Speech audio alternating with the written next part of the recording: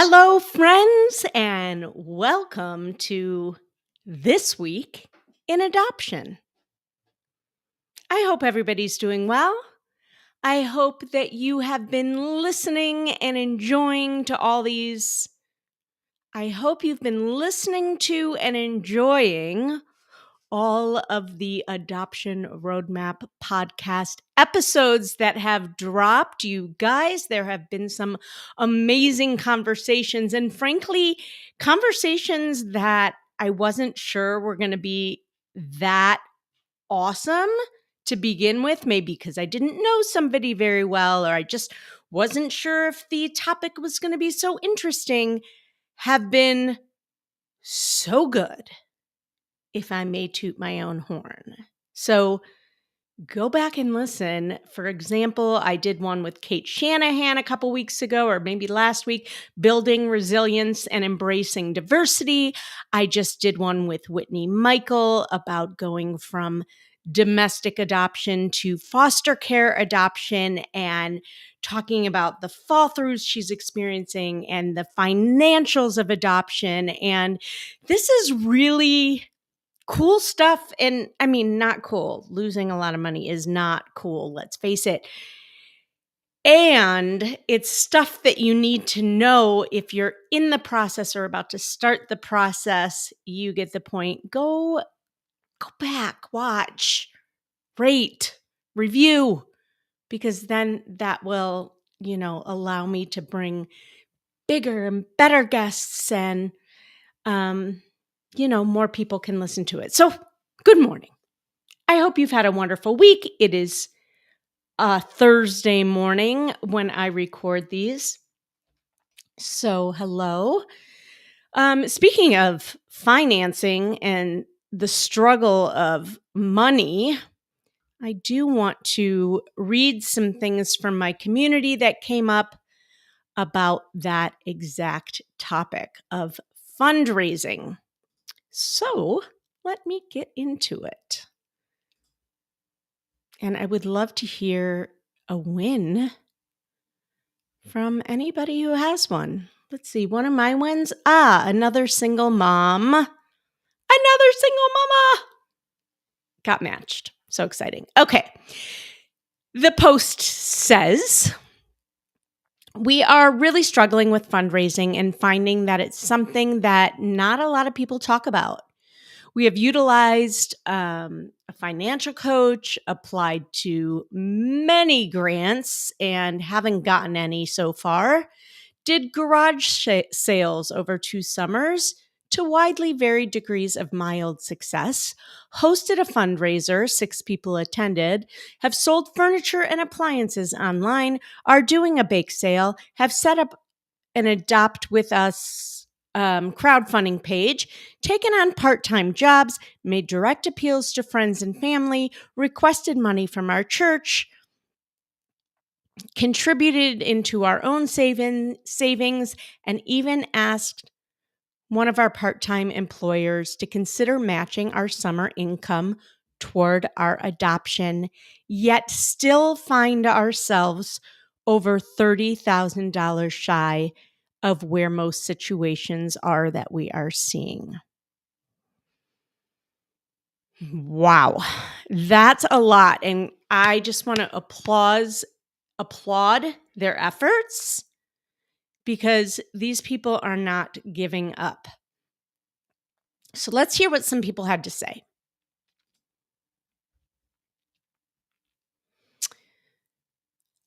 Let's see. I'm not going to read Whitney's comments because you can go listen to her episode that launched recently that just dropped and where she talks about that. But we funded our adoption through savings and loans, personal and 401k.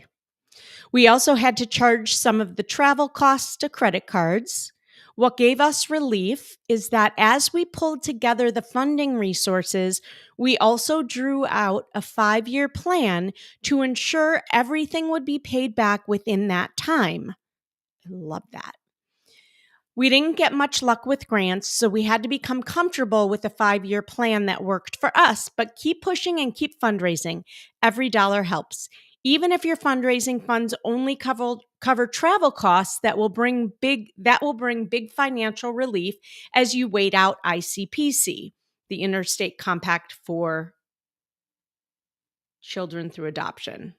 I'm not saying the right words, but it's the time that you have to wait before you can bring your baby home if you adopt in another state. We didn't properly plan for the travel costs and wish we had included a more realistic amount for that in the budget. Great thought.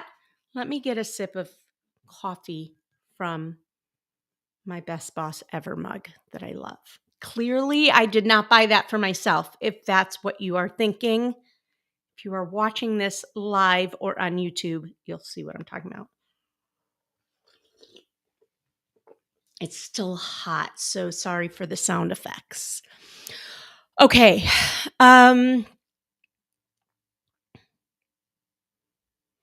He responded to that. I totally understand. It took us a year to wrap our minds around taking on debt.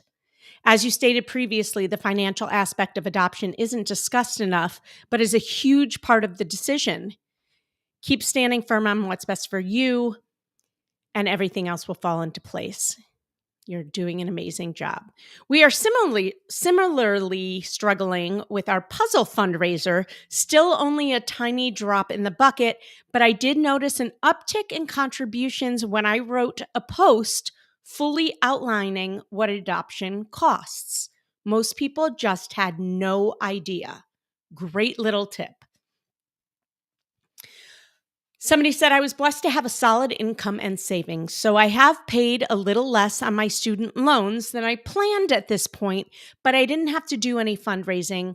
I hope you guys figure things out.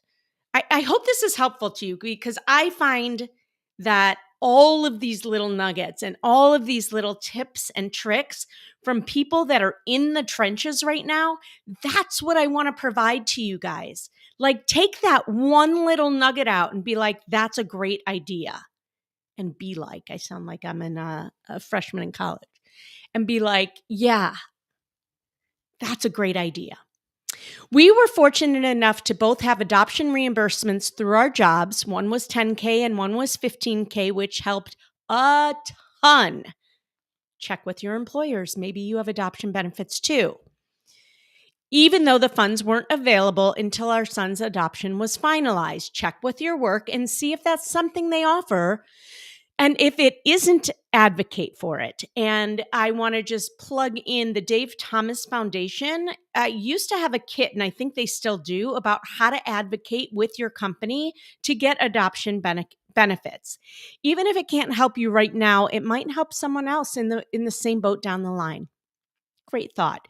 We recently experienced a failed adoption, but we're lucky that it was through the agency we already adopted our son with, and they were very open to working with us to create a payment plan, since the situation was unexpected and much sooner after our son's adoption than we anticipated. Agencies might be willing to work with you and not require such a large amount upfront. Not sure, as each agency is so different, but might be worth having an honest conversation with the ones you're with. Best case, they help. Worst case, you're at the same place you're in now. Good luck. Great point. Especially if it's a situation where you know there's not a lot of people that would say yes, or you know you are the perfect fit for what the expectant mom is looking for. In those cases, agencies are more likely to work with you. So let me give you a for instance. If, for instance, you are willing to take on a medically fragile baby or Down syndrome or something, and you know probably not a lot of other people would be, you can say, we are very interested. However, this is our scenario. Would you be willing to work with that? I hope some of this is helpful. Let's see. Let's see if there's another one that might be worth reading. I did the puzzle fundraiser, shirts, crochet commissions, and baked goods with a plethora of ways that people could contribute. I think that helped. No, I think what helped was that I posted regular update videos about where I was in the process, what I was working on, what would come next, answer FAQs, and discuss the various expenses along the way. I think the update really helped my friends and family feel more connected to the process, so more people ended up contributing. Bravo on that. Absolutely. First of all, people don't understand, which is why community is so important, but people don't understand, so you have to tell them. People want to know, that if they contribute, they want to know where it's going or that it helped. So keep giving them updates. I'll read one more. We had savings and took out a loan through our retirement. It was the best option for us since the interest paid goes back into our retirement. We were taken aback at the cost once we began seeing situations since it was almost double what we expected it to be. I don't have any creative suggestions, that person said. So a lot of great little nuggets in there. And if you are watching live and have a question or comment, please comment away, ask away. All right. We had somebody post recently, and I think this is interesting, and I'll probably do a podcast episode on it. I don't have a lot to say about it other than divorce happens after adoption. And one of our clients who adopted twins and divorced after that was having their first visit as a divorced couple, and how they split it up. And she was super nervous about it, and then posted the update about how beautifully it went. And they just split up their time. And one person did this with them and another person did that with them. And it worked out. And it sounds like they did it together, but separate. And it worked out. But divorce happens. Be honest and upfront with everybody. Communicate, work it out. It can still all work beautifully. You just have to be honest with yourself, be honest with each other, and hopefully you're in a place where you can continue talking to each other. But I loved that she was so open about her story and then posted how beautifully it went. Again, more to come on that. And if you are somebody who divorced after you adopted and would like to come on our podcast, in fact, maybe I'll go ask my client after this. I'd love to dig into that more. If you are seeing a lot of situations and saying no time and time again, I want you to take a step back and ask yourself, why? So, are you with an agency that just automatically sends you everything without taking into account your criteria? Or are they sending you things that they truly believe fit within your criteria and you're still uncomfortable with it?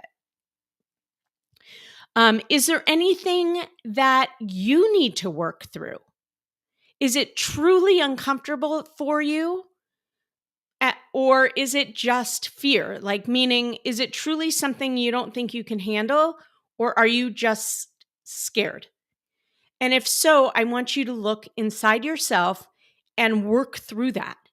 Number one, you don't want to be the no person at an agency. They may not continue to present you, or they may just think you're not really serious about it. So one, if you are saying no, it's okay. If it's a true no, give them reasons why. I also recommend, unless it's oh my God, I don't meet this criteria at all, like I don't even know why it was sent to me.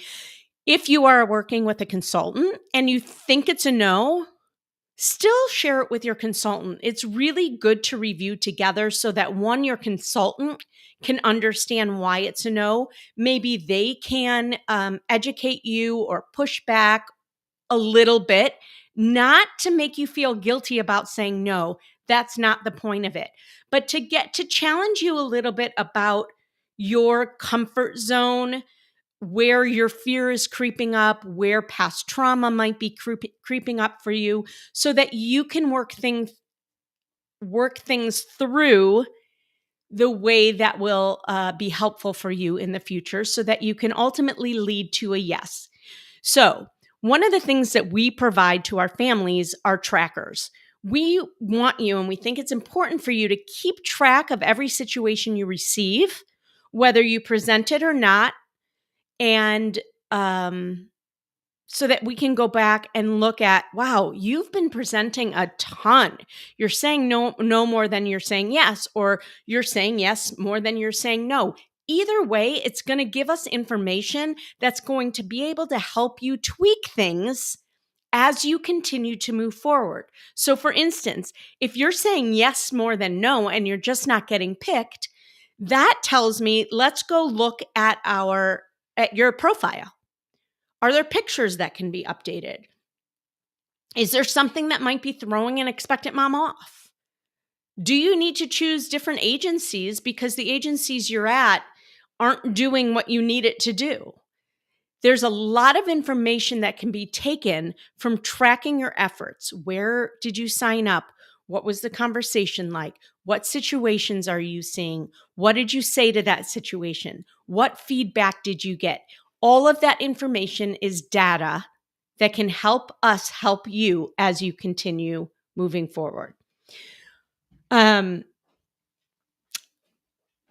Just a couple more things. When an expectant mom, after a match, doesn't show up for the first call that you have scheduled, should you run?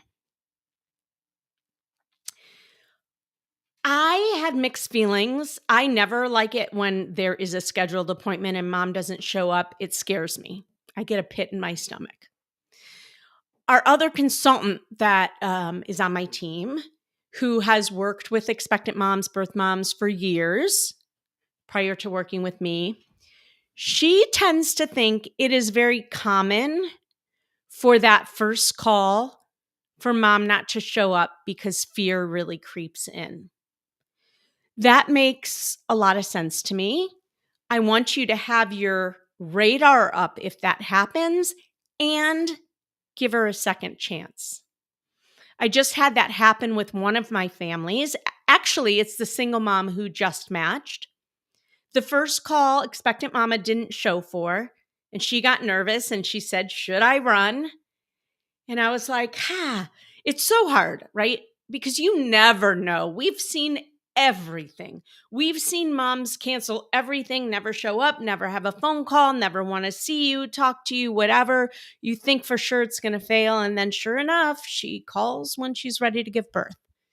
So you never really understand what's going on through an expectant mom's mind and what she needs and what she's comfortable with, right? It's kind of like going back to why you continue to say no all the time. Is it fear or is it truly something you can't do? And so she's struggling with a lot of that as well. So give a second chance and have your radar up. In this case, she did show up for the second one. They felt very comfortable with each other. You may never know why or why not she showed or didn't show, but hopefully it will work out in the end. And then finally, making a decision without a lot of information. There are some agencies that give you a whole phone book of information on the expectant mom and even sometimes forget to cross out her last name. Some of them always share the last name. I don't necessarily agree with that. I think it's a breach of confidentiality a little bit, even though a lot of information is shared. Some people have other views on that, but I digress. What I want to say is that sometimes you're going to get medical records and a whole lot of information to go by and pictures of the kids. And sometimes you literally have a phone call with, "This is what we know." And then you have to gut check. Is this enough for me to take a risk and say yes? Or am I just so uncomfortable with it? I know I will never be that person to be able to say yes if there's not X, Y, and Z shared. You know that about yourself. Some of it you may need to work through and just understand how adoption works. There may be some scenarios, if a baby is born, the doctor is saying the baby looks very healthy and happy, but there's no records yet to share, and mom hasn't done a social medical. Are you going to hop on a plane and go see for yourself and take that risk? So these are some things you need to know about adoption. We had a set of twins the other day, and a lot of information was shared, but there were no medical records. And so one family member, they did their due diligence, and when it came down to it, was just too uncomfortable without seeing records. Now, part of it may be a learning curve because it's maybe one of the first situations that you're applying to. Maybe it's not. And so you don't understand that that's a very common thing in adoption. There's so much that you need to gut check yourself on and understand, is this fear? Is this something I can or can't do? Is this something I need to work through so that I can overcome it? Which is one reason why we think it's a great practice for anybody going through adoption to always hire an adoption competent therapist or adoption competent coach from the get-go while you are in that process. First of all, if you don't think you need it, you're probably wrong. Let me just say it like it is. You're probably wrong. There's so much you don't know. There's so much that you don't even realize is going on inside of you, but you need to talk it out.